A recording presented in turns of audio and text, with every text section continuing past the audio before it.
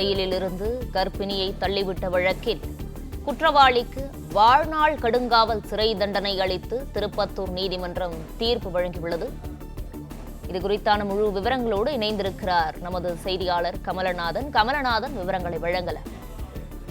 ஆந்திர மாநிலம் சித்தூரை சேர்ந்த ரவதி 4 மாத கர்ப்பிணி பெண். இவர் திருப்பூரில் உள்ள பனியன் கம்பெனியில் டெய்லராக பணியாற்றி வந்த நிலையில சொந்த ஊர் சித்தூருக்கு செல்வதற்காக கடந்த 2ஆம் மாதம் திருப்பூர் ரயில்வே நிலையத்துல கோயம்புத்தூர் வழியாக திருப்பதி செல்லும் இன்டர்சிட்டி ரயில் ஏறுறாங்க. கர்ப்பிணி பெண் ரயில் கழிவறைக்கு சென்ற போது அங்கு ஒருவர் தொடர்ந்து பாலியல் தொல்லை கொடுத்து வந்ததாக கூறப்படுது. ஆத்திரமடைந்த அந்த நபரு 4 மாத கர்ப்பிணி பெண்ணை வேலூர் மாவட்டம் தேவிக்குப்பம் அருகே ரயில் வந்து கொண்டிருக்கும் போது கீழே தள்ளி விட்டுறாங்க. ரயில் காட்பாடி நிலையத்துல வந்தடைந்ததும் அந்த நபர் இறங்கி சென்றுள்ளார். ரயிலில் இருந்த கீழே தள்ளி விட்டதால் கர்ப்பிணியின் கை கால் முறிவு ஏற்பட்ட தலையில் பலத்த காயம் ஏற்படுது.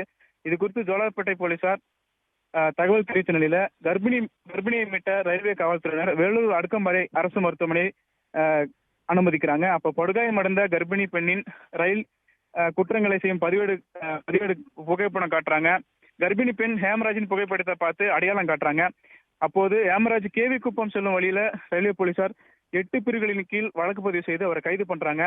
இதன் வழக்கு திருப்பத்தூர் மாவட்ட நீதிமன்றத்தில் நடைபெற்று வந்த நிலையில இதன் காரணமா திருப்பத்தூர் மாவட்ட நீதிமன்ற நீதிபதி மீனாகுமாரி பாலியல் குற்றவாளி ஹேமராஜை கடந்த வெள்ளிக்கிழமை குற்றவாளி என உறுதி செய்த நிலையில அதனைத் தொடர்ந்து திங்கட்கிழமையான இன்று ஹேமராஜ் தண்டனை வழங்கப்படும் என எதிர்பார்த்த நிலையில அவருக்கு கடுங்காவல் தண்டனை மற்றும் மாநில அரசு 50 லட்சம், மத்திய அரசு நிர்வாகம் ரயில்வே நிர்வாகம் 50 லட்சம் என 1 கோடி ரூபாய் வழங்கவும், பாதிக்கப்பட்ட பெண்ணிற்கு சிஎம்சி மருத்துவமனையில் வாழ்நாள் முழுவதும் சிகிச்சைக்கான செலவை மாநில அரசு ஏற்க வேண்டும் எனவும், மேலும் சிறையில் எவ்வித சலுகையும் ஹேமராஜுக்கு வழங்கக்கூடாது எனவும் நீதிபதி மீனாகுமாரி தீர்ப்பளித்துள்ளார்.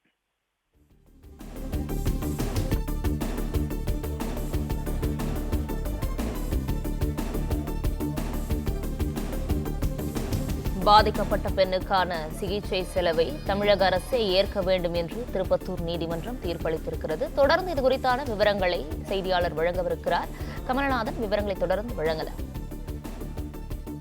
பாதிக்கப்பட்ட பெண்ணிற்கு சிஎம்சி மருத்துவமனையில வாழ்நாள் முழுவதும் சிகிச்சை செலவை மாநில அரசே ஏற்கணும் அப்படின்னு சொல்லிட்டோம். மேலும் சிறையில் எவ்வித சலுகையும் வழங்கக்கூடாது எனவும் நீதிபதி மீனாகுமாரி தீர்ப்பளித்துள்ளார்.